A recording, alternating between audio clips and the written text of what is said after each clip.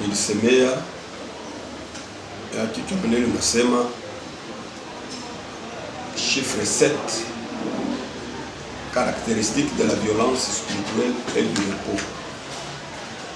Là, aujourd'hui, nous allons commencer par Genèse chapitre 2, verset 2.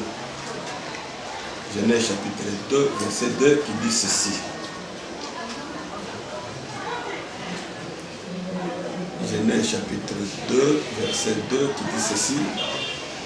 Dieu acheva au 7e jour son œuvre qu'il avait faite et il se reposa au 7e jour de toute son œuvre qu'il avait faite.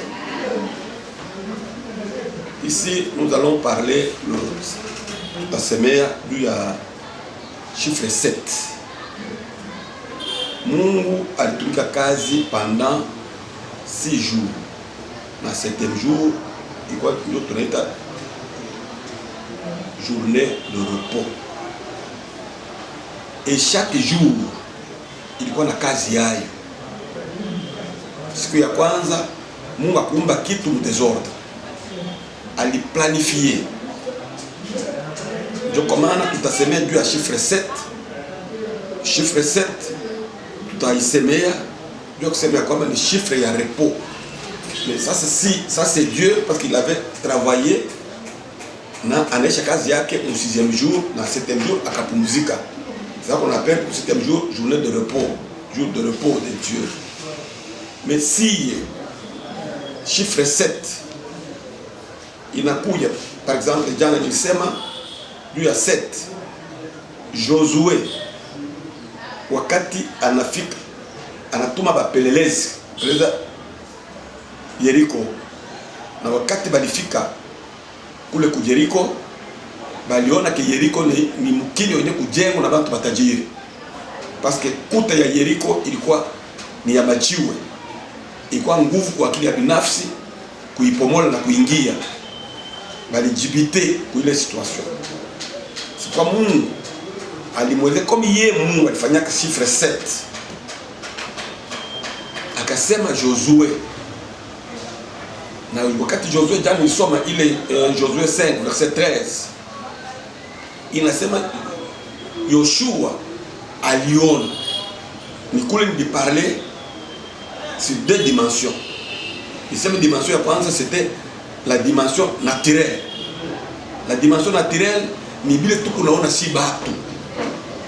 Mtu anaona kitu kenye kupendeza, kenye kuonekana na macho yake.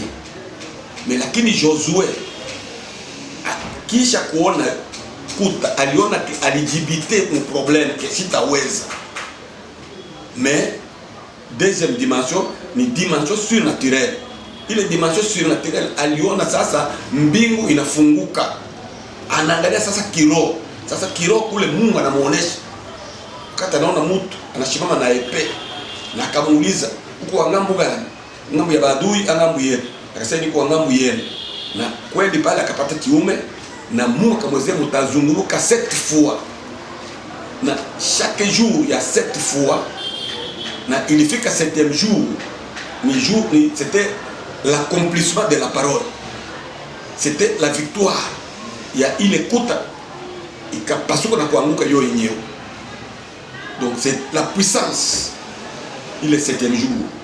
Chez nous, 7e jour, c'est là nous pouvons dire que ce n'est pas le repos, c'est la journée de victoire. Parce que Josué anasema mutapika kama tunazunguka 7 tours, 6 tours, 7e jour, mutapika bikelekele kwa sababu Mungu wetu anaanza kuagir. Tunakwenda dans le même sens. Tunafika kungambo ya Naman wakati anaenda kwa Elisha, ile tutaikuta Mwanzo chapitre 5 verset 8. Naman alienda kule, Elisha akamwambia wewe kaingie mara 7 umai. Na wakati aliingia mara 7, 7e tour, 7e plongeon, ilikuwa ya guérison. Dieu agit. Donc chaque tour a sa signification. Nous allons revenir un jour là où je vais parler qui la quitte. Premier tour, signifie quoi? Deuxième tour signifie quoi? Troisième tour signifie quoi? Aujourd'hui, je parle d'abord, Dieu lui-même a travaillé pendant 6 jours et le 7e jour, c'était le jour de repos. Mais nous aussi, quand il nous dit, faisons le 7 tours, quand on fait le 7 tours, le 7e jour, c'est le tour de la victoire. C'est la journée de la victoire. C'est là où Dieu agit maintenant le 7e jour.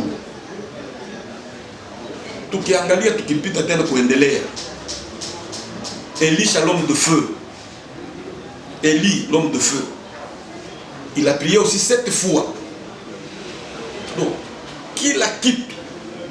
Ni au 7e tour, Mungu agir. Maintenant, si aujourd'hui, tu n'as d'habité devant un problème, tu n'as d'habité devant un obstacle. L'obstacle, c'est quoi? C'est le virus corona qui a fait trembler le monde. Ni kule tunaenda kuangalia maarme ya shetani. Arme ya kwanza ya shetani ni boka. Corona wakati banaitalia inaua watu, inafanya. Donc c'est tout le monde banashikia boka. Na ile boka ina démoralisé même na chez batumishi ya Mungu. Là je vais demander aux serviteurs. Nous avons des dimensions ou bien deux façons de voir. Nous voyons d'abord dans la dimension surnaturelle. Tunaona corona inaua batu. Tunaona corona ni nani anaweza kuishinda, na njoo kwa maana ile boka inatushika kwa sababu atuone mkiro. Maintenant turudie sasa tuone mkiro. Wakati wakona maintenant la dimension surnaturelle. Tuone corona mu dimension surnaturelle. Mu dimension surnaturelle. Tutaona mkono wa Mungu taagir. Tutaona Mungu anatenda. Parce que kama tunajiingiza ndani ya maombi, tunasema Mungu ako mbinguni atende, na Mungu atatenda. Na kutenda kwa Mungu ni wakati si tunalamuka. Nile nisema jana, nasema David wakati Goliath alianza kushimama, alikuwa anasema d'abord terre, ilikuwa ni boka watoto wa Israeli. Et puis ile boka balianza kumutapa. Ça c'est un guerrier formé par déjà un guerrier de longue date. Et il ne peut pas se mesurer avec David. Oui, tu es encore jeune, tout ça. Abakuyua David, Saoul, voyez, dans la dimension naturelle, il y a qu'on le montre formé là-bas, tout c'est un par commando, il est formé tout ça. Mais à quoi on a une dimension surnaturelle? Mais David était dans la dimension surnaturelle quand il dit, oui, on a couillé quoi, on a ma javelot, on a couillé quoi, on a ma épée, lakini mimi na couillé na djina, il y a quoi, on a ma dièse ou on a tout cas. C'est puisque il savait déjà que Dieu va agir. Alors, quand il était dans la dimension surnaturelle, il était en communication directe avec Dieu. Et c'est ce que nous aussi nous devons faire. Nous devons être en communication avec Dieu pour combattre le coronavirus, pour le faire partir et effacer même le nom de coronavirus. Ne restons pas Mouboka. Boka, ni cela ya shetani. On a tout vu, na tumishi ya Mungu. Juu ya boka, ben balishindwa, ben baliuawa juu ya boka. Na tunataka na sisi tulamuke. Quel que soit, tunasema il faut kuheshimu l'autorité établie. Rais anasema tunaifuata na tunaitimiliza. Hata ikala bra croiser. Parce que aina part ile ma décision iko nafanyika, ça c'est dans la dimension naturelle. Banaona bile, banaona ma conséquences sur le plan sanitaire. Banatuelezea mnaomai mfungu mampua mfanye yote bile, mais il y a quelqu'un qui ne demande pas toutes ces choses. C'est Jésus-Christ. Si nous prenons son nom, David a pris le nom de Jésus devant Goliath et il a vaincu. Mais nous aussi, prenons le nom de Jésus-Christ, nous allons vaincre le coronavirus. Nous ne devons pas rester toujours dans les décisions. Satan est en train de nous dicter la loi. Tout au que mon kilikit.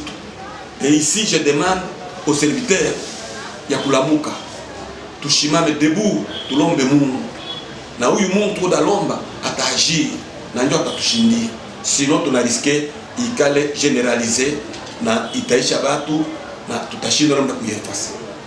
Hakuna jina ingine inapashwa na kavumo isipokuwa jina ya Yesu Kristo. Corona hawezi kuwa na kavumo kupita Yesu. Naita watu wa Mungu tushimame kama vile David alishimama, anasema ni Goliath nitamupiga, sababu il voyait dans la dimension surnaturelle. Et je demande na si tuone dimension ya kiroho, na kama tunaona dimension ya kiroho, hakika tutaona grandeur ya Mungu, na Mungu atatutendea na corona itakuwa efase na jina ya Yesu itadumu milele na milele. Kwa maana nilipenda asubuhi ya leo kuzungumzia hii neno ya kusema ya kwamba chiffre 7 Josué alivunja kuta ya Yeriko na chiffre 7. Na si banduku tushimame, tunaweza kushimama, tunaingia na tu kama tufanye 7 jours ya na shena tuzunguluke mukini ya Kalemi pendant 7 jours, pendant 6 jours, na 7e jour Mungu ataagir. Na ni kwa maana unaona leo corona kwetu Kalemi hakuna hata moja, puisque cheba tumishi tuko paka na twanga magoti, tuko napiga Mungu kwa watu kumkumbusha Mungu. Hii ni safari kama vile watoto waweza kwenda kutembea, bali kwa facho banafika quelque part leo ndani ya dunia hii. Si nous ne prenons pas conscience ya kujua ke na cheba tutambue ke tunakuya abomination mu dunia. Leo bintu binabadilika, nous voulons corriger Mungu. Mungu aliumba sexe mbili opposé, mwanaume na mwanamke. Leo binashituka, nous voulons corriger Mungu. Leo mwanaume na mwanamke anaoana. Leo mwanamke na mwanamke anaoana. Mungu anaoana na nyama. Bantu bananje kuuana na kula mwenzako mtu kuna binafsi kumkula. On ne peut pas rester bras croisés. Tunapasha normalement tuyua se Mungu kuna kuya kasirani ya Mungu. C'est comme tutawazera wakati banachana na upendo wa Mungu, wakati banauka muzami, Mungu akona bapani kwa mikono ya baadui. Hiki kipindi na si Mungu anatupana kwa mikono ya baadui.